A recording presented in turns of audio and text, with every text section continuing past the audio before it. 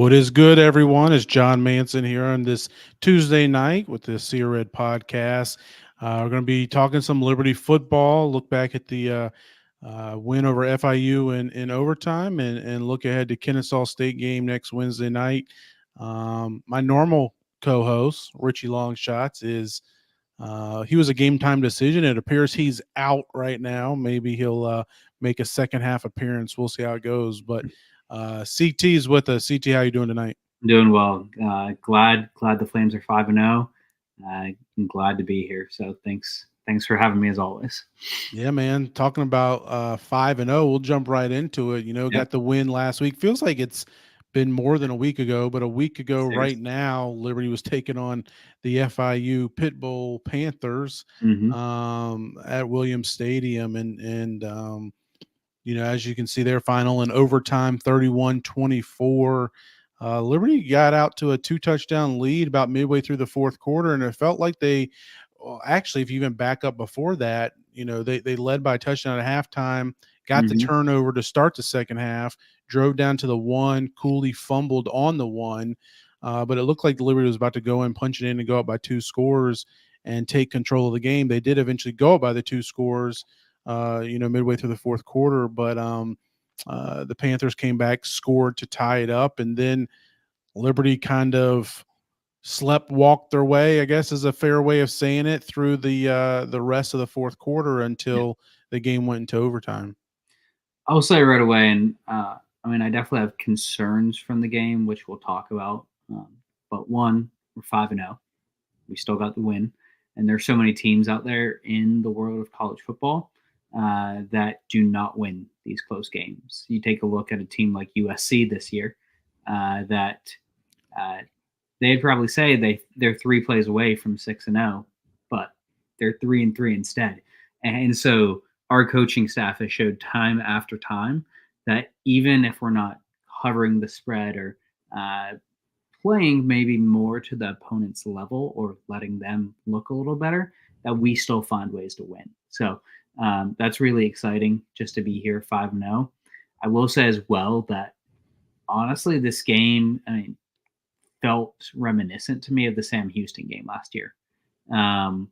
While it's frustrating that we still don't feel like we've seen a full performance of what this team can do, I still think that a performance like this against a struggling FIU team is more a blip on the radar and just a weird midweek game kind of thing, as opposed to the standard of actually what our team's quality is, just like that same Houston game last year. No, I agree. And I did think about that during the game last week. And the good news is a touchdown for FIU, which ended up happening, was going to tie the game as opposed to basically losing the game with no time left, which would have happened against Sam Houston. But it's a stand. But if you're watching the podcast, and if not, why not? Going over to we're live tonight, Tuesday night, as we are every night, every week. We go live on YouTube, Twitter, and Facebook. But you can always go back and watch the replay of the show if you're listening to it currently. And we've got graphics and video and things like that. But you can go to youtube.com/ASORRed. Be sure to subscribe there while you're there. But you can see we've got Coach Mike McIntyre from the Panthers, not an analytics guy. I don't understand why he didn't go for 2. I was thinking about it when they scored. It was 24-10. They went down and scored, late fourth quarter to cut it to what would become 7. But a lot of times teams nowadays, when they're down 14 and they score that first touchdown in the fourth quarter, they'll go ahead and go for 2. So you can try to win the game in regulation if you have the opportunity. And I was thinking about it then, like, should you go for 2? They did not. They kicked the extra point, and then they got the ball back, went down and scored again. And again, I'm thinking, go for 2. It was less than 2 minutes to play. You're playing with house money. You're a 17 to 19 point favorite or underdog on the road against a team that hasn't lost at home in multiple years, a team that hasn't lost in Conference USA ever as a conference member. That's crazy to think about as well. Why not go for the jugular and try to get the lead and eventually the win there? He did say in the post game that they were planning on going for 2 in overtime, but that was too late, obviously, at that point in time. But yeah, it was kind of interesting that they didn't do that. Any thoughts on that? No, I mean, I completely agree, and to me, it really doesn't make sense. If you're saying you were going to go for 2 in overtime, what's the difference between then and the end of regulation? Like, to me, that's exactly the same thing. Like, you could say that score was the start of overtime in a way, and they had possession first. And you could say that in a way. So I don't know what the difference in his mind would be in those two situations. So very questionable there. I mean, I think it's something that, and this is a discussion among plenty of people, but I mean, I'm definitely would say I'm of the philosophy if you're a big underdog on the road, you have a chance like that to win. You take that every time. So surprised he didn't, but to each their own.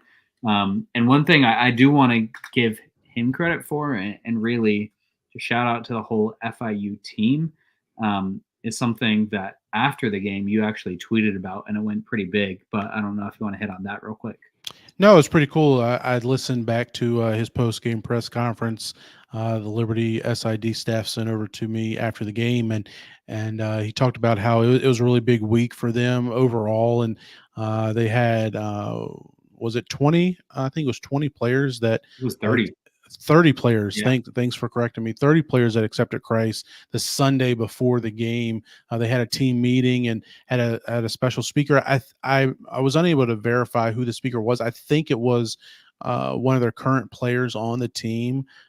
He spoke and at this team meeting, and like I said, they had about 30 guys accept Christ. So I mean, that's a third of your football team. So that's quite amazing. And so awesome for them. Coach McIntyre, his dad actually was on staff at Liberty back in the day, maybe in the 90s, I think it was, for a couple of years as a running backs coach. So good for them. But that's enough about FIU. I think looking at Liberty and what we've seen from them in the first 5 games so far is, first of all, I think there's a few things at play. Number one is the season has been so inconsistent from a schedule standpoint. I mean, you've had 2 weather delays, another game that didn't start until almost 11 p.m. Eastern time, out in New Mexico.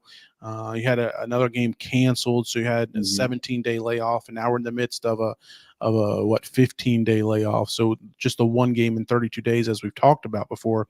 So I think that plays in part also into the team's inconsistent play so far this year. And then also there's been a lot of injuries. We probably haven't given that enough play as far as the injuries. There's just been a continual rotation of people in and out on both sides of the ball, and that's led to some inconsistency as well too. So, but having said that, I'm not trying to use those as excuses, because they're certainly not. But I think one thing Liberty's got to learn to do as they kind of turn it into that second half of the year is to play like they have their backs against the wall from the open off, because they've been really good with their backs against the wall. I mean, look at the New Mexico State game when they were down 17-3 going into the fourth quarter, and then East Carolina 17-0 there late second quarter, and FIU going into overtime. You had after FIU scored that touchdown to make it 24-17, Liberty got the ball back with 5 or 6 minutes left, and you're sitting here thinking, okay, we can put this game away. Give it to your guy Cooley, who's been cooking. Pick up a couple first downs, melt this clock away. It's something we saw all last year, and the first down play was a short out pass. Salter overthrew his receiver. Second down play, he fumbled the snap, and then third down was a pass, and it was incomplete, and you had to punt 3 and out, and like 40 seconds goes off the clock, and you're sitting there thinking, what are we doing? So again, I think if the team, they need to come out like they got their backs against the wall from the opening kickoff, and I'm hoping that's something they'll be able to do next Wednesday night against Kennesaw State. Yeah, I mean, it's something. I think hopefully that's the case. I feel like it could maybe take another week getting back into a normal schedule. I think there could honestly be some rust there again, and I think that could have been the case this week too, just a little bit rusty after such a delay or just a break in between games. But regardless, I completely agree with what you're saying. This team has the talent to, especially in the majority of conference play, to dominate teams. Sure. And ultimately, that just hasn't been happening in the same way, especially as compared to last year. And while it is a lot of the same team, we probably shouldn't compare between last year and this year too much, but it's still good to look at. So it's something that we know this team has more gears in them, and not even just one, probably a couple more gears. And it's something that we just haven't seen yet. I thought it was interesting as well for me.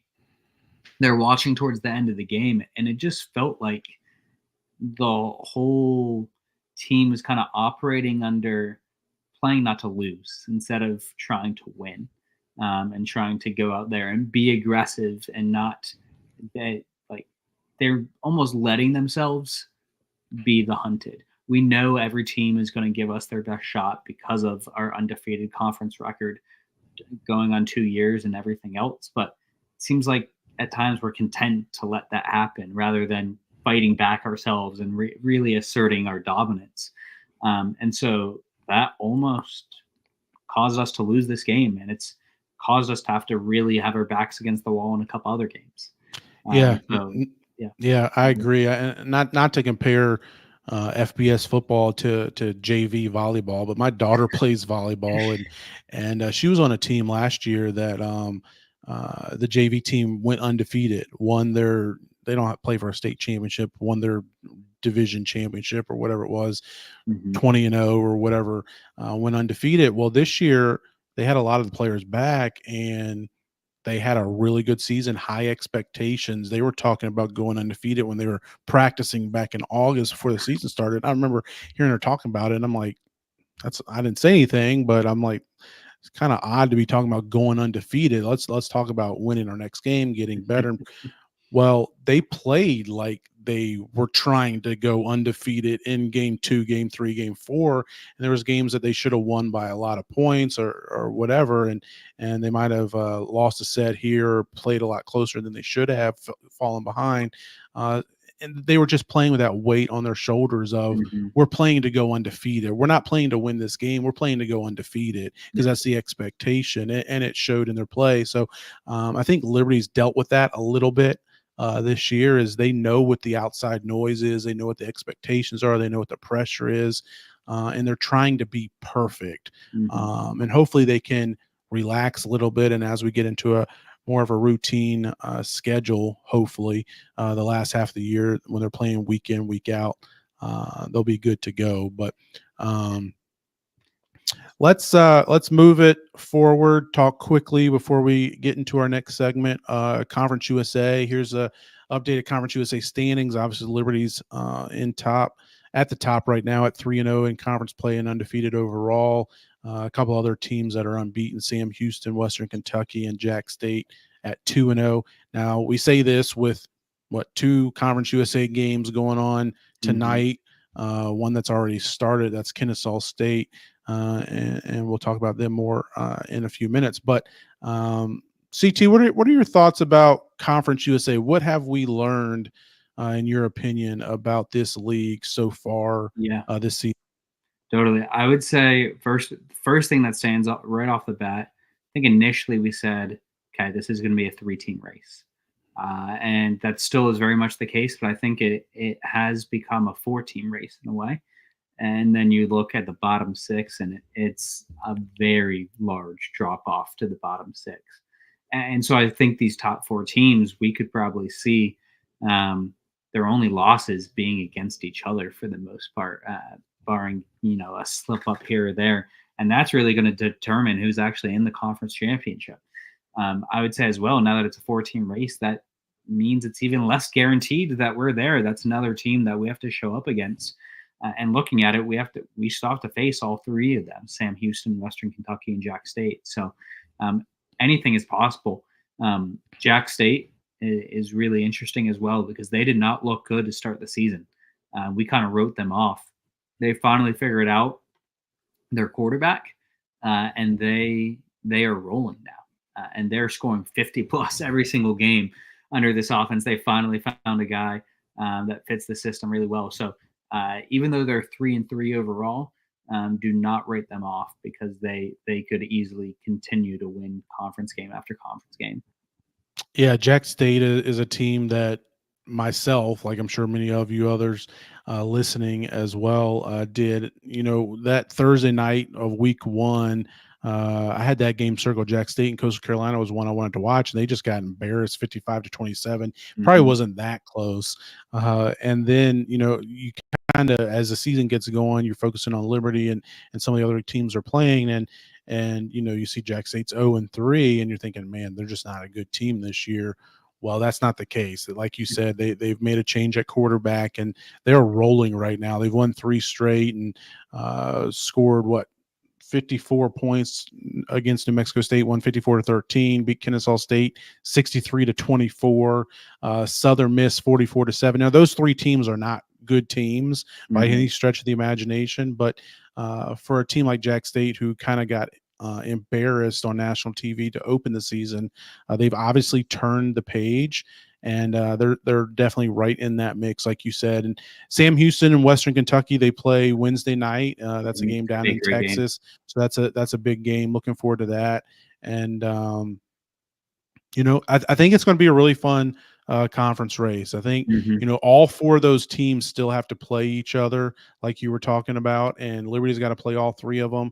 Western Kentucky and Sam Houston in back-to-back weeks at the end of the regular season. So it should be a fun race. And I'm not sure, you know, hopefully Liberty does, but I'm not sure anybody goes unbeaten in conference play this year. So you could be looking – Sam Houston, I think, is still the team that's out there. If you're not talking about Liberty, that's the team to beat. Those are probably the top 2 teams. Interesting, they play that Black Friday, the last weekend of the regular season, and that could be just to set up who's playing at home in the conference championship game a week later. But long way to go. Obviously, and a couple more weeks of some midweek action on in Conference USA. Any final thoughts on Conference USA there, CT, before we kick it over to Jason Porter?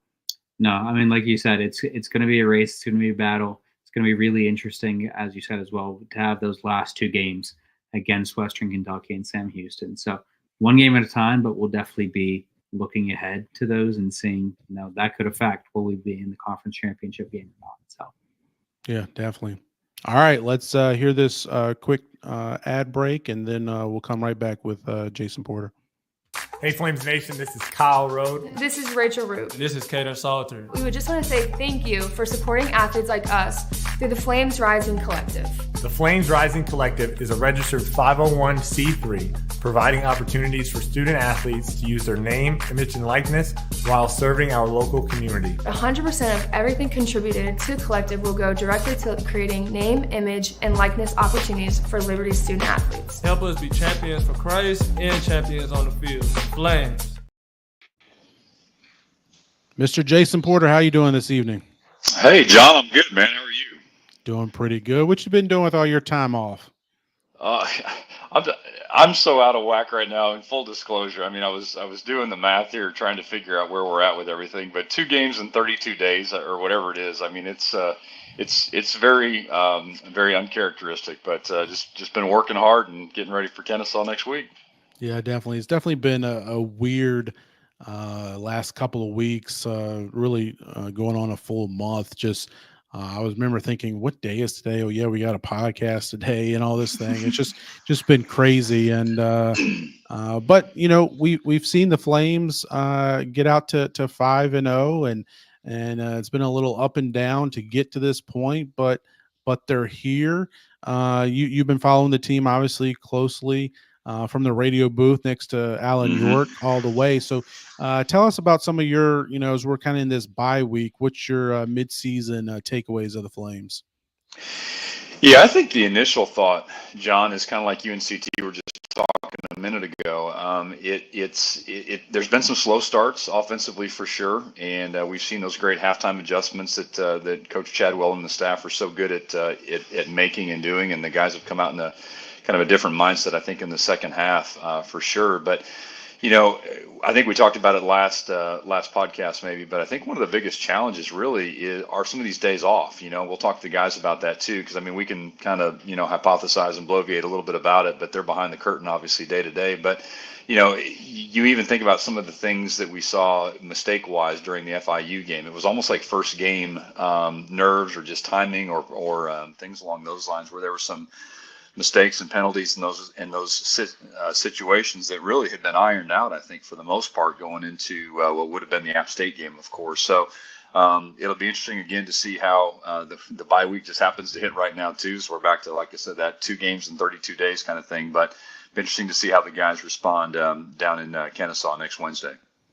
Yeah, it should be a game that, again, Kennesaw State's playing right now. They were up 2-0 when I jumped on the podcast. It was a safety that they had gotten against Middle Tennessee. But, obviously Kennesaw, they're 0-5, kind of on the other side of things from where Liberty's at, and had a struggle to start conference play and lost to UT Martin, an FCS team. But this is a team, Coach Brian Bohannon has been their only head coach. They've had their entire program history.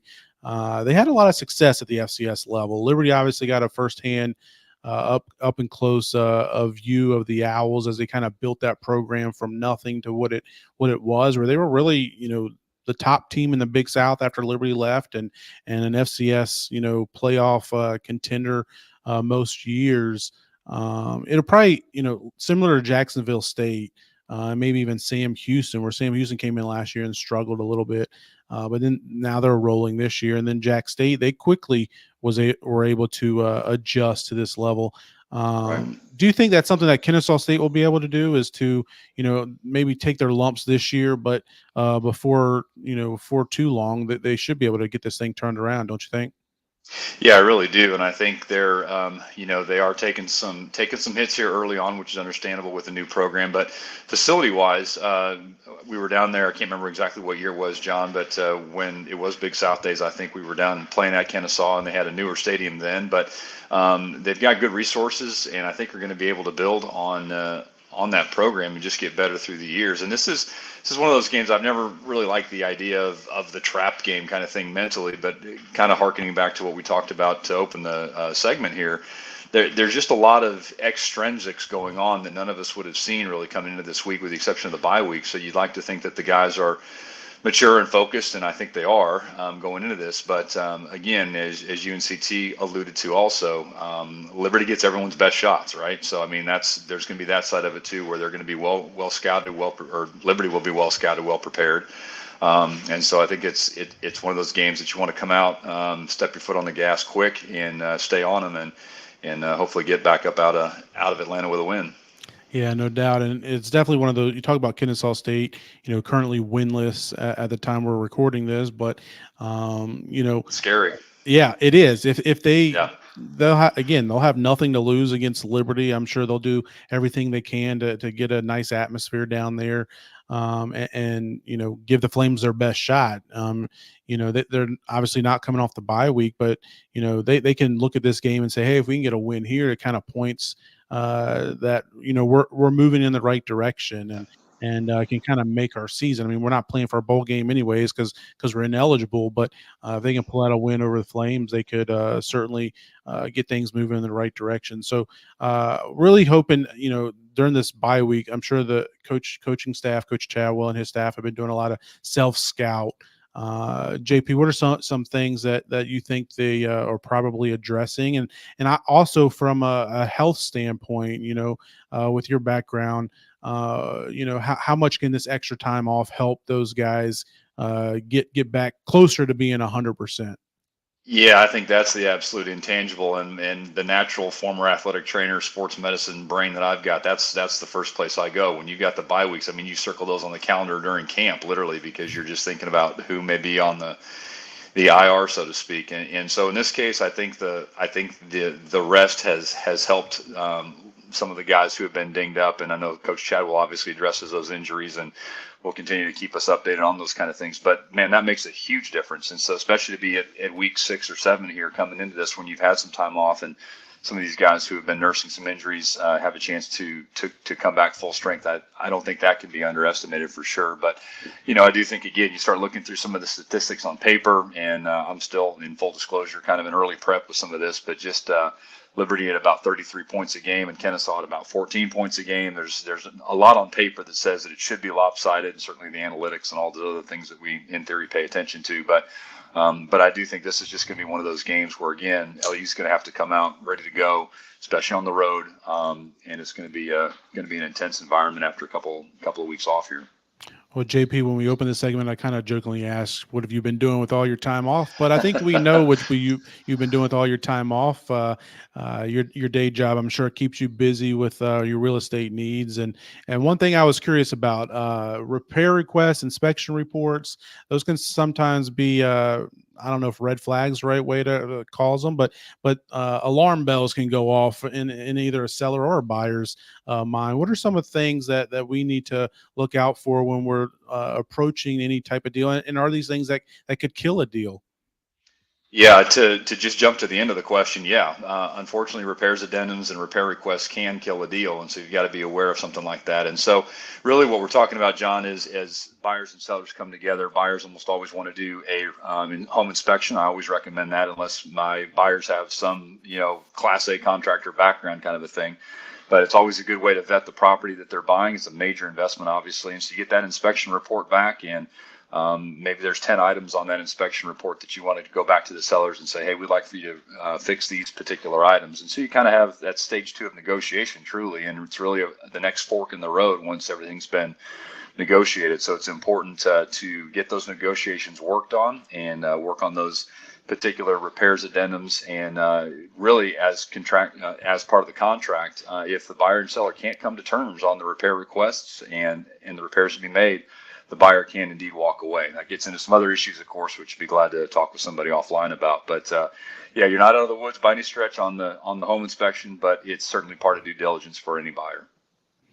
Awesome. Well, JP, if you got 5 extra minutes, our guy Austin Henderson has joined us, and we can bring him in, ask him a couple questions. Austin, how you doing, buddy?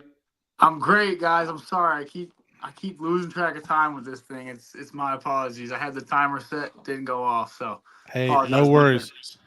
No worries. We're glad you're able to join us now. We were just kind of talking about, how the teams had, extra time off, kind of in your open date right now is you got another 7 or 8 days until Kennesaw State. What's the schedule been like for you guys? And, have you been able to get a couple extra days off, maybe get some of those bumps and bruises healed up? Yes, sir. Definitely. It's been a good schedule. We haven't honestly taken too much time off. We've been practicing pretty much every day except this weekend. We had Saturday and Sunday, which was a blessing. So got to take those 2 days off and just kind of, like you said, recuperate, get our bodies back. But then we hit the ground running on Monday and had a great practice today as well. A lot of competition between the inner squads, just working on ourselves and trying to better our team. And it's been really good. So, yeah, competition's been high, and everybody's been making the plays that they can. So it's been a fun couple days. Austin, I want to go back to the FIU game for just a second because take us a little bit. We always talk about being behind the curtain because, again, we like to think we know what's going on and what's going on the sideline and the mindset, but obviously you're the one living it. But getting forced into overtime, not exactly something probably saw coming with the Panthers, but man, there was some fight in those guys for sure, without a doubt. But going into an overtime session like that, the 5th quarter, not just Flames quarter, but the 5th quarter, truly, what's kind of the mindset? How do you guys switch gears mentally, and especially when, again, in overtime in that particular case against FIU wasn't necessarily expected? What kind of mental gear switch goes on for you guys for the overtime? Yeah, for sure. Yeah, great game. They had a hard fought battle, great team. And I think what kind of goes in our mind is every quarter we want to be Flames quarter, whether that's the first quarter, whether that's the 2nd quarter, 3rd quarter, 4th quarter, or overtime. We want it to be Flames quarter. We want to dominate that quarter, have a great time, and execute our play. And so I think that's something that kind of we go into whatever is put on our plate. Let's attack it. Let's get after it. and let's go win this quarter, whatever it is. So I think it was, a great game for us to kind of show our grit, to show our tenacity there. I was over there on the sideline praying, God, give us a turnover, give us a turnover. And the moment I looked up, before I could even finish the prayer, Christian Bodner, smoked the quarterback, and we got the turnover. So praise the Lord for that. And not my prayer, but our execution and our team, dominating, doing what they need to when it needed to be done. So, yeah, great game. That's awesome. Thanks for sharing that, Austin. The team's 5-0, right? And last year obviously had a tremendous season, 13-1, Fiesta Bowl. We've talked about it so much, but it feels like this year, at 5-0, at least those of us not in the locker room, we're kind of like the team doesn't feel like they've played very well, been inconsistent at times. Is it the same type of mood in the locker room? Do you guys feel like your best football still in front of you? And I know you're thankful to be 5-0 sitting here today, but do you feel like there's a lot left that you can kind of have room for growth moving forward? Oh, most definitely. I think you kind of hit it on the head. Like, the reality is we're 5-0, and our best game is still to be out there to be played. We got a lot of playmakers who can make plays, who haven't, whether it be just how the game went or whatever the case may be, hasn't happened yet. There's been some things that just the game, momentum shifts and everything that we kind of just didn't knock the team out when we had the opportunity. So I think just finishing a whole game, putting together start to finish, actually embracing that Flames quarter mentality of each single quarter, we're going to go out, dominate this quarter. It's our quarter. We're going to, inflict our will upon the other team instead of sitting back and kind of testing the waters. Let's go make plays. Let's go make it happen. I think, like you said, our best football is out there to be played, and I'm excited to see it when it can come together. Our offense is a really good offense, a powerful offense with a lot of playmakers, and we just got to continue to execute the plays that are called and make the plays when they come our way. So that's all we can do, and we got a good defense. Hopefully that kind of touches on it a little bit. But yeah, I think you kind of hit it on the head. Our best football is out there to be played. Let's go do it. This next opportunity, but be thankful for the 5-0 because, we're one of 11 teams with that. And, the mindset of content but never complacent is kind of what I've always tried to embrace in life is like, hey, we're going to be content with what God has blessed us with, but we got a lot more to do. We got a lot of work to keep putting in and a lot more that we can accomplish as a team one game at a time. Austin, tell us real quick what you guys are starting to see on film with Kennesaw State. Obviously, that game prep is well underway now. What kind of things can we expect? Yeah, we're going to have a great game plan. We've honestly been working on ourselves, these past couple of days. And just, hey, let's execute what we do, how we do it. And I think that's something that we're really focused on these past, 4 or 5 practices, whatever it's been, that are kind of extra, bye-week practices. We'll really dive into Kennesaw this upcoming tomorrow and the next day. But at the end of the day, we got to execute our stuff. We got to go out there, whatever teams, lined up against us, we got to do what we do and make the plays when they come our way. So I think it should be a fun game. I think it'll be an opportunity for us to go out and really show what we're about and let's go dominate. That's kind of my mentality with it. Like, we want to go out there and dominate and handle business. So, yeah. Awesome. John, I'm ready to dominate. You ready?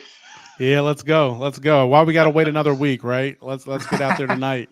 But hey, Austin, appreciate your time, man, and enjoy the next few days, the extended rest, and we'll see you guys on the field down in Kennesaw. Thank you. Sorry I was late, but I appreciate you guys letting me on. All good. Thanks, JP. We'll see you next time. You bet. Thanks, John. What's going on, guys? This is Zach, and welcome back to your weekly Liberty Flame Sports Recap. Things got kicked off last week as Liberty football had their first midweek on the mountain game against FIU. The Flames won 31-24 in an overtime thriller, improving to 5-0 on the season and remaining unbeaten in Conference USA play. On Thursday, women's soccer defeated Sam Houston 1-0. Men's soccer fell to Western Illinois 1-0 for their first conference loss of the season. On Friday, field hockey got back on track with a 1-0 win over Villanova, while women's swim lost to Air Force but did defeat Omaha. That will be repeated on Saturday as the women swim would eventually lose to our Air Force again, a little closer score this time, but would defeat Omaha once again. Women's volleyball lost 3-2 to Kennesaw State. To conclude the week on Sunday, women's soccer defeated Louisiana Tech 2-0 to keep their win streak rolling. Volleyball would lose 3-1 to Kennesaw State, and men's soccer fell once again 1-0 to SIUE. We got a lot of things coming up next on the docket this week for the Liberty Flames Athletics. Women's tennis is competing in the ITA Atlantic Regional from the 17th to the 22nd, while men's tennis is competing in the Winston-Salem ITF 15K from the 14th to the 20th. On Thursday, men's soccer will look to get back on track as they face Eastern Illinois at 7 p.m. On Friday, field hockey will take on Quinnipiac. Women's volleyball will face Middle Tennessee. Women's swim will take on Tulane, and continue tennis as well. On Saturday, cross country will participate in the Roanoke Invitational or Pre-Nationals. They'll split up into two different meets there at 10:30 and 11 a.m. Women's swim will continue their meet at Tulane. Women's volleyball will face Middle Tennessee. Women's soccer will travel to Western Kentucky for a conference matchup. On Sunday, field hockey will take on Longwood. Women's soccer will face Southern Indiana. And women's tennis will conclude the day at the ITA Atlantic Region.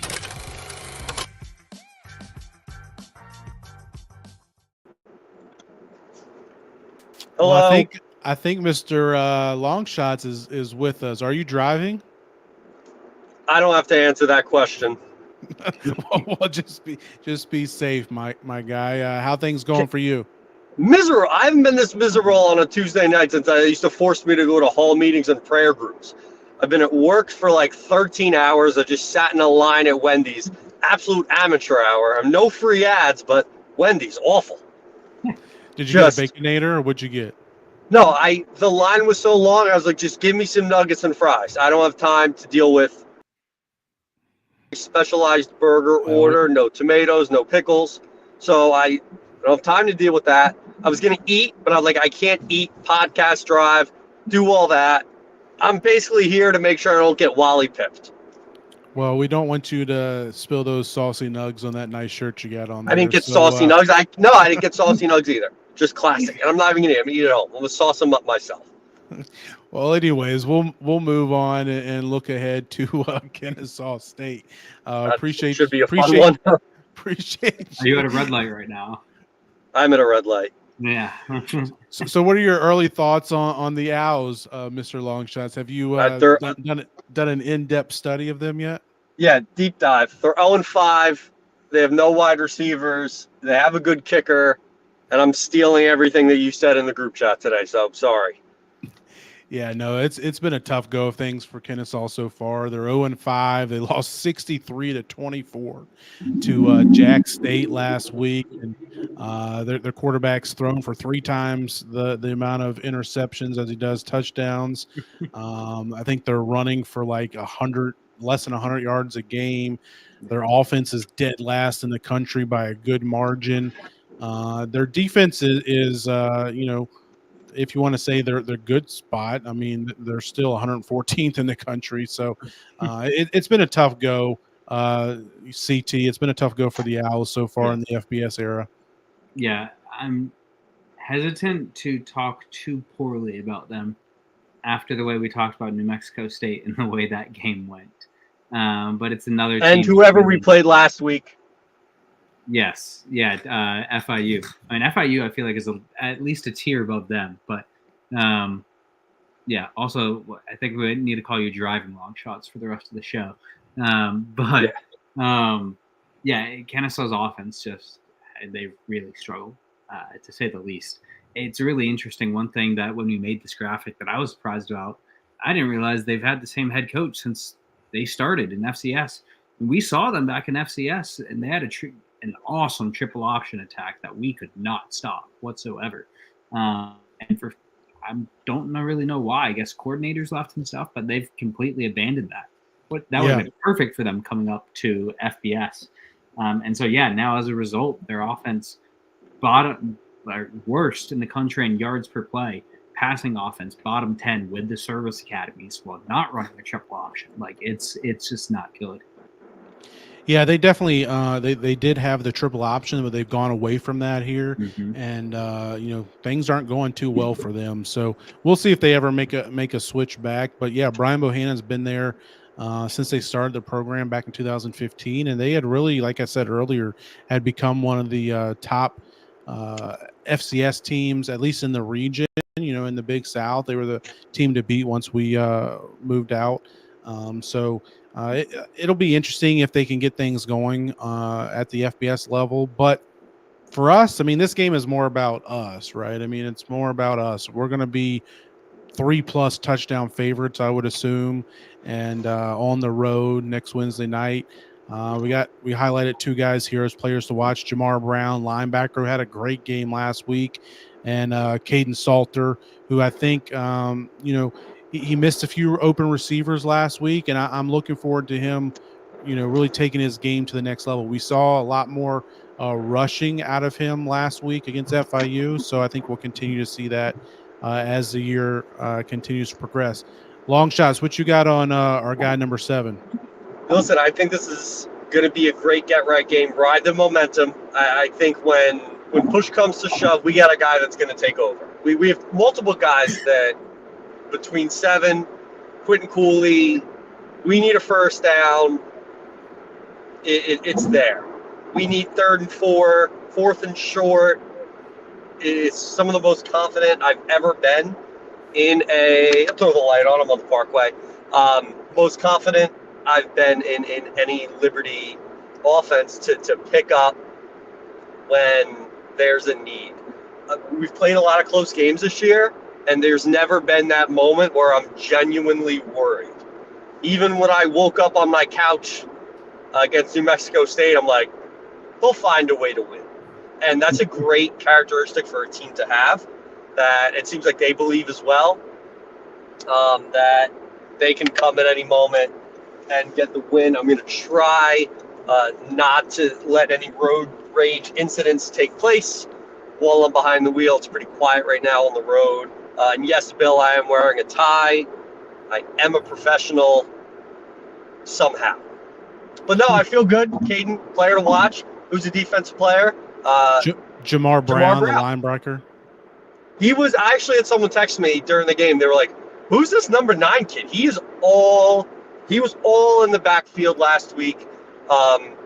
Really great to see. I think that we're seeing a lot more names on the defensive side of the ball. There have been some injuries in the secondary, but I think our front 7 has really shown to be a big-time force in Conference USA play and in our season so far.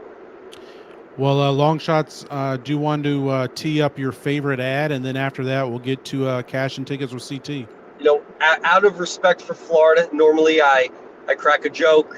I have some fun with it, but I think that we definitely have to keep the state of Florida in our thoughts and prayers. I don't know how Leesburg was affected by the recent hurricane, but we're definitely praying for them and the rest of Florida. We know how great of a place Leesburg is, and we're hopeful that they can continue that going through the whole getting back to where they were at through the hurricane efforts. It's real Florida. It's old Florida, and it's close to all of the Central Florida attractions. Crystal clear natural springs in one of the largest chain of lakes. The beautiful lakefront city of Leesburg offers the best in outdoor adventures, fishing, and quaint shops and restaurants on historic downtown Main Street. Come visit and see how welcoming a hometown city feels. Experience Leesburg the way Florida is meant to be.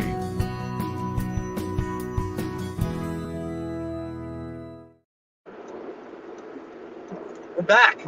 I'm back. You are. For the time being. I'm probably going to drive through a dead zone in approximately 3.5 minutes. So when I start to falter, when I start to lose connection, just roll with it, CT. You're the man. But it's going to happen. Yep. Yeah, I'm looking at what we got. We got a little midweek action. Yes. Nothing better. I'll tee these up for you. Conference USA tonight, starting just a few minutes ago. We'll talk about it really quickly. Graphic is wrong. Louisiana Tech is about 11-point favorite over New Mexico State. Total at 50. What do you think is going to happen in that game? I think there's going to be a lot of points. Okay. It's weekday games. weird things happen. There's a lot of college football plays, blocked punts, returns, interceptions, weird things happen. You look at Maction for years, got that reputation, weird things happening. Hopeful Conference USA can get that reputation too, where just people tune in to watch some wild football. You don't know what's going to happen. As we get into conference play, I think we're going to start to see some closer games. I'm hopeful. So give me the over and the underdog. Totally. Love it. I'm New Mexico State as well. Louisiana Tech, sure, they beat up on Middle Tennessee last week. They're still bottom of the barrel, in my opinion. So that's a lot of points for them to try to cover on their own. Western Kentucky at Sam Houston, massive game tomorrow night. Recommend every Flames fan to be watching that one if you don't have church or anything else going on. But John and I both like Sam Houston in this one. What are your thoughts there? Sam Houston, they've been the darlings. And I'm not going to say we were the first to say it, but all summer long, we're right there. On social media, on the podcast, we're like, do not sleep on Sam Houston State. They lost a lot of close games last year. They brought a lot of talent back, and they have proven to be, like John said earlier, probably that number 2 team in Conference USA. And it's going to be interesting to see how, does Conference USA turn into that Pac-12 rest in peace? Well, not rest in peace, they're back, where they just beat up on each other and they eat their own, and it just turns into chaos, and there's tiebreakers, John probably knows. You might know. Is there a tiebreaker for Conference USA? Like, what does that look like? Obviously, head-to-head, but maybe John can look it up and we could talk about it at the end, because I don't know what it is, but there has to be. In almost all the conferences, there has to be now, because there's almost no divisions anymore. Yeah, it's all you just can even think about like that. I have no clue who's going to be in the conference championship because of those tiebreakers, and I think like in every league, teams are going to be beating up on each other. So yeah, it's going to be super interesting to see. Final game tomorrow night of this week of midweek Conference USA action. FIU at UTEP. FIU's 7-point favorites over them on the road. I like them to take care of business. I just think UTEP is right there at Kennesaw at the very bottom of the barrel. And FIU, we saw what they can do. I really like their quarterback, especially when he can run. UTEP does not have the tools to stop that right now.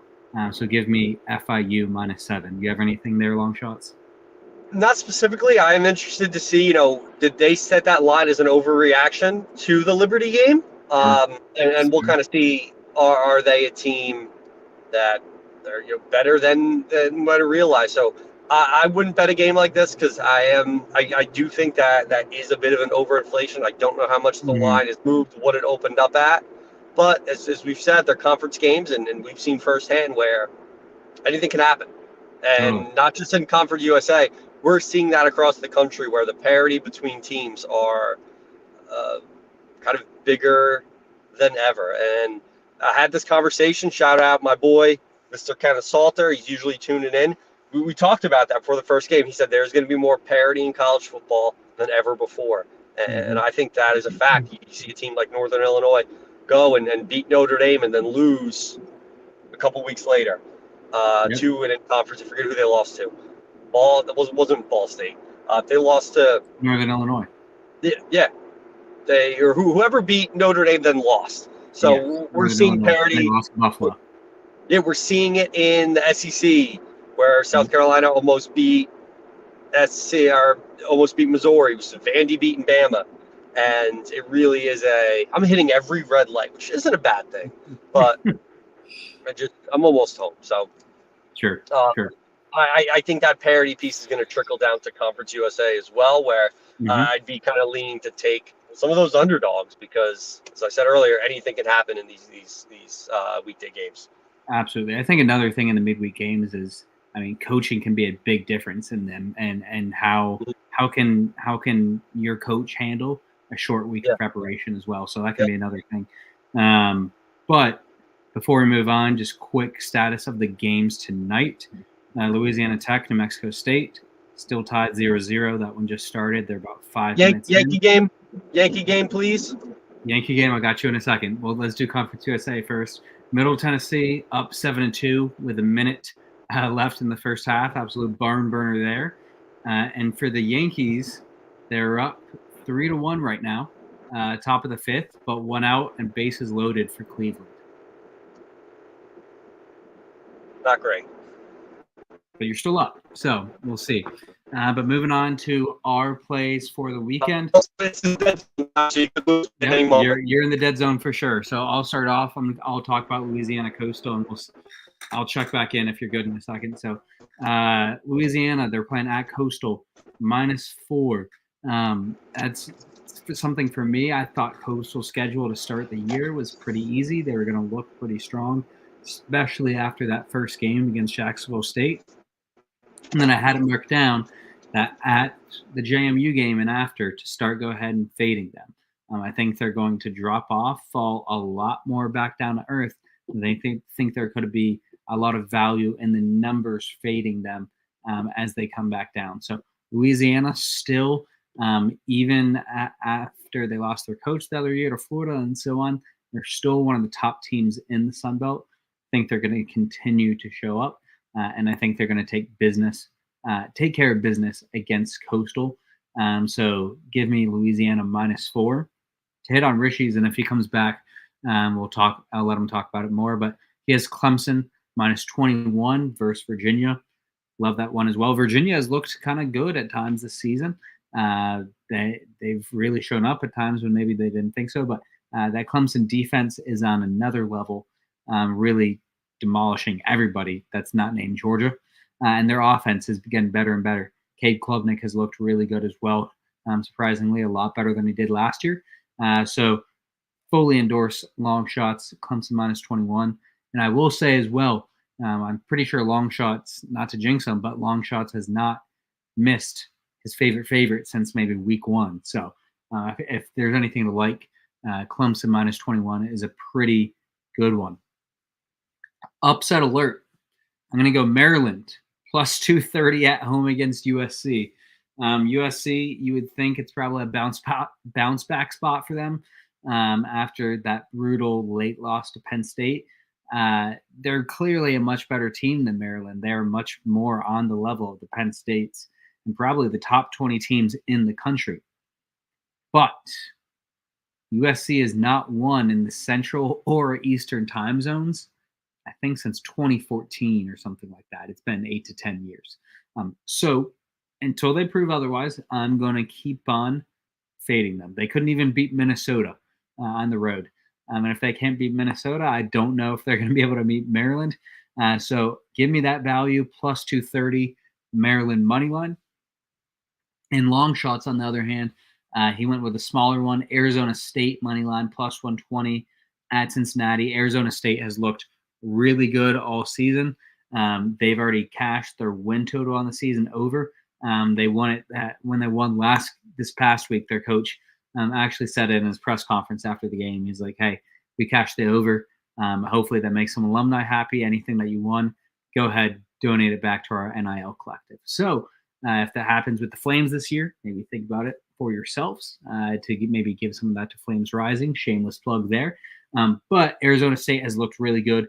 They've had a great rushing attack, and Cincinnati has really taken a step back since that playoff team they had a couple years ago, and now since joining the Big 12. So Arizona State money line, really like that one, +120 as well from long shots.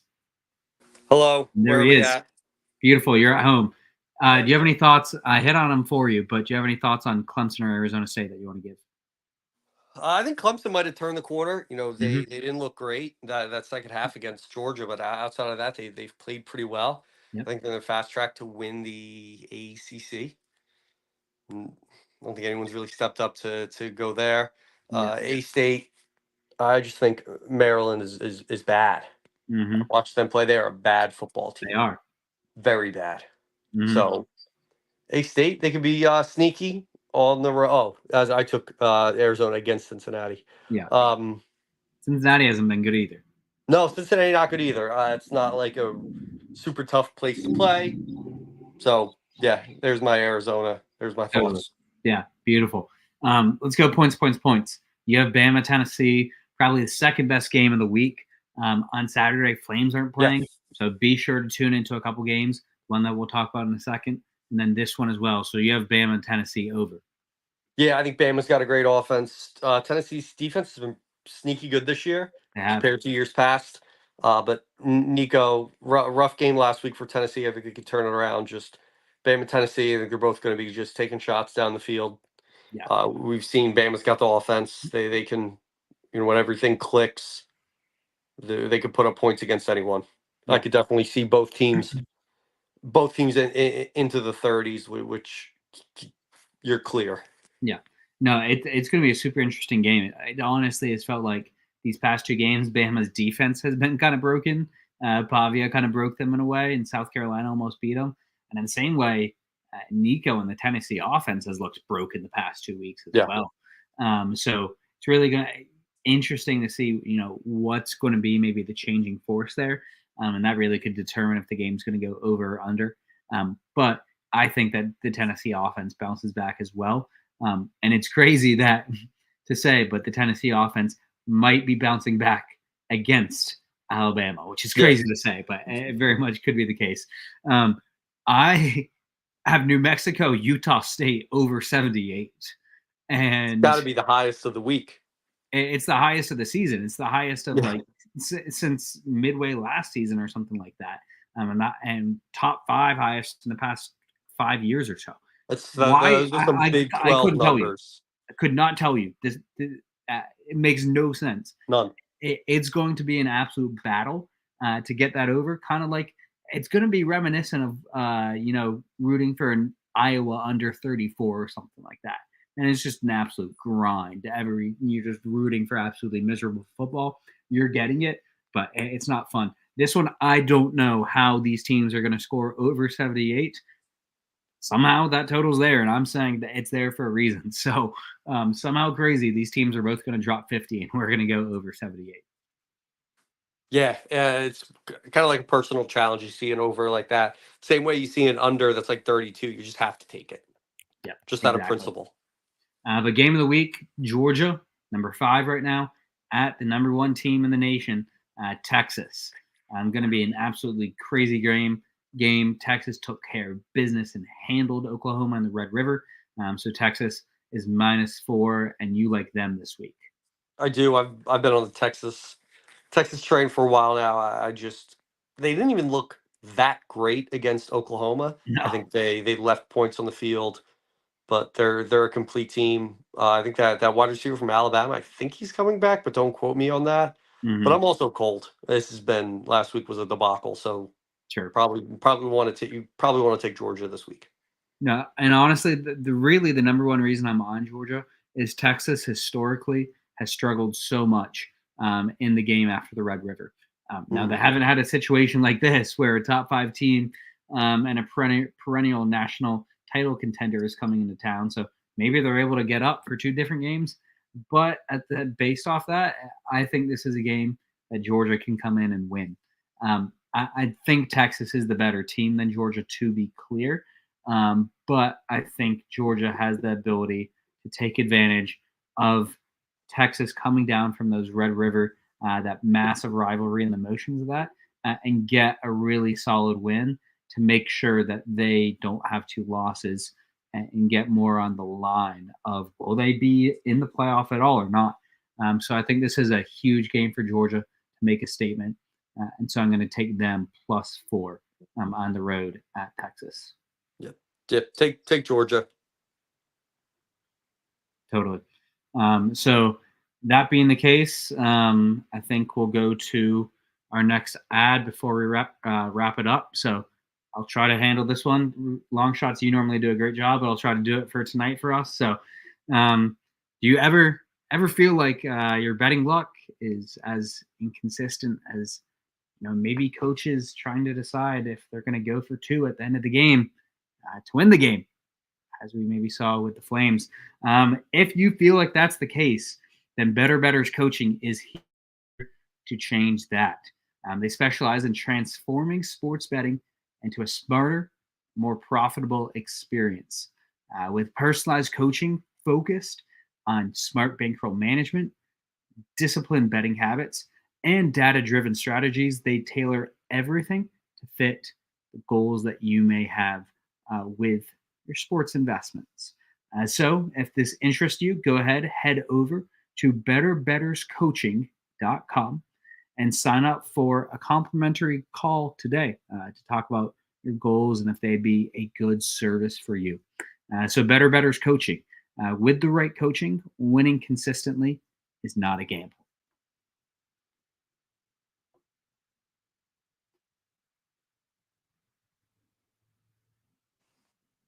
Beautiful. And so now we're all back. John, I think the Flames, again, we have a whole nother week until the game takes place. But I'm excited for Flames football when we get back next Wednesday. As Long Shot's tagline says, I'm confused when we play again. I don't know what day it is. It seems like it's been 2 weeks since we played and 2 more weeks till we play again. It's been quite a weird little month that we're in the midst of. But yeah, I'm looking forward to seeing us back out there and hoping we can start to hit on all strides and start to get some momentum going, positive momentum going in our direction. And Long Shots and I may disagree on this, but I think that Liberty, as slight as the chances may be, I still think the door is cracked for them to get into the playoffs. They have to go undefeated, like we said all along. App State is not as good as we thought they might have been, so losing that game doesn't hurt a ton. But there's some teams that have established themselves in the G5 that are well ahead of us right now. Yeah. I'm looking at Boise State, Army, Navy, all right, UNLV. Yeah, all 3 of those teams are ranked in the top 25. We're barely receiving votes. UNLV's already got the 2 P4 wins, and their loss to Syracuse is not a bad loss. And they still play Boise State here next week. So they could play their way back into it. Tulane's another team to keep an eye on. There's a couple one-loss teams in the Sun Belt to keep an eye on. So there's a lot of teams that are ahead of us right now. But if we can get things back on tracks, remember, you have to be a G5 conference champion. Yep. So you're only – if Liberty gets to that, which is a big if, we're one of 5 teams in the running. We're not going to have anybody from the MAC to worry about. So now you're down to 4. And then it's, we're one of those 4. So there's 3 others. So Sunbelt, I'm assuming they're going to end up beating each other up and have 2+, maybe 3+ losses. So then it comes down to the Mountain West and the AAC, which right now it looks like there's a team there that would take it above us. But crazy things happened last year. We'll need crazy things to happen again this year. So we have a very slight chance, but all we can do is worry about what's in front of us, win each week, look good doing it, get into some type of rhythm and consistency going. And we got 3 tough games left on the schedule. We got Jack State a week after Kennesaw, and then we conclude the season with Western Kentucky and Sam Houston. So this Conference USA race is going to be fun. Let's enjoy that, and then let's hope we can get to 11-0, and we'll see what happens then. Yeah, I know I said it before that a year ago, beginning middle of October, we were kind of saying the same thing. We need things to happen, control we can control, and go from there. Kind of, it is what it is. I hope I'm wrong. I didn't think we'd get in the playoffs last year, but not the playoffs, but I didn't think we'd get the New Year's 6 spot. I love being wrong because the outcome normally is a positive.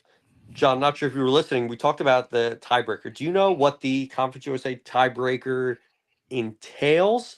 Obviously, head-to-head would be the first matchup, but if you have a situation where you got 3 teams that kind of cycled each other, what's that going to look like?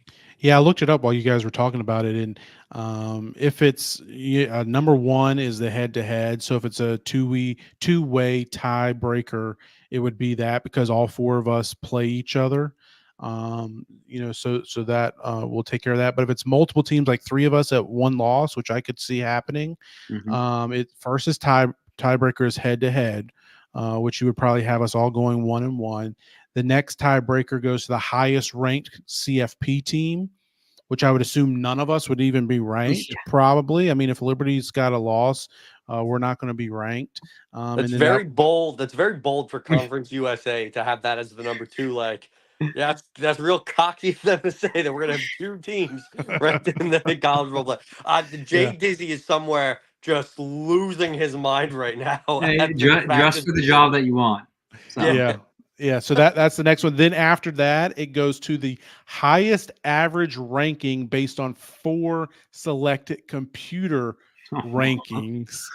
And there's a couple of them I don't even know what they are, but SP Plus for ESPN. Turtle, get on that. ESPN Strength of Record, SOR, KPI rankings, and then Sports Source. I never heard of Sports Source. Hey, Strength of Record was one that we talked about a lot last year. Yeah, that's a good one. And so that's not bad, because we were like, hey, this actually shows Liberty's decent, when everybody else was like strength of schedule. So it is nice that they have that one in there. Yeah, so it's an average of those 4 is what it would basically come down to. So what was that last one again? An average of 4 different computer rankings. No, what was that last computer ranking? Oh, Sports Source. Fake. Never heard of it. Fake. I'm gonna see if I could create my own ranking system called Sports Source and see if I could trick Judy into using it. It's not the craziest thing in the world. No, it's not. Make sure, and obviously you would have Liberty ranked significantly higher than the rest of the Conference USA teams. It's going to be like Texas, Bama, Georgia, Liberty. Like people are like, whoa, wait a second here. Find some weird stat with like running plays and penalties and games that get delayed. Like it would be something that gets us up at the top. Rushing yards without Ashton Genty. Yeah, rushing yards without that's a good one. I don't know if everybody else is watching on video. See that Longshot's video has frozen, and he's got a great picture right now. So make sure you're watching us on YouTube and check that out. But it's been a good show. Any final thoughts, guys? Excited to watch Liberty play football again. Yeah, absolutely. And I would say as well, I mean, games next Wednesday. So we have another Saturday free. Enjoy it. If you're doing stuff, if your family has plans, do that with them. Have a great time. But if you're not doing anything, watch some college football. Continue as Flames fans. Let's continue to educate ourselves with the world of college football. Everything going on. Watch that Alabama-Tennessee game. Watch Texas and Georgia. Watch our Group of 5 rivals for top spots. Like watch Boise. Watch Ashton Genty. It's unreal. Watch UNLV. Watch Army and Navy. They're incredible to watch right now. Wagons. So spend time with your family. Enjoy college football. There's so much more out there than just the Flames, no matter how much we love them. And then we get them next Wednesday. So I can't wait. Yep. Next 2 Wednesdays, we got Liberty football. And I got to think this is one of the probably the first ever Liberty football home game on a Wednesday night, which will be interesting. They're going to have a campus church at Williams Stadium on the 30th. Maybe halftime show. Sorry, band. Well, there you go. So, Longshot, you want to close us out? Yeah, I apologize for being in and out. I just enjoy getting the opportunity to chat with you guys, read the comments, have some fun, talk about a team that we all love. As CT said, enjoy the weekend, spend some time with family, watch some college football, live it up. And as always, stay hydrated, stay blessed, stay fly. We'll see you next week. Thank you.